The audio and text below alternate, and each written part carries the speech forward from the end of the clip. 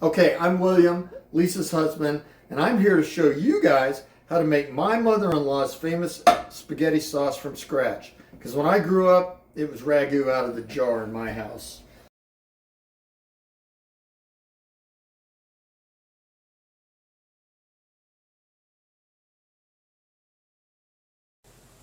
So you saute the onions in olive or whatever oil you choose to use.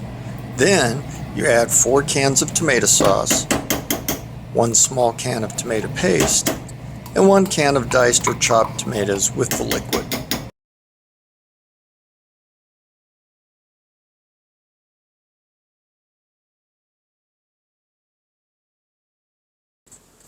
When it comes to the spices, I like using these tubes that have fresh stuff in it.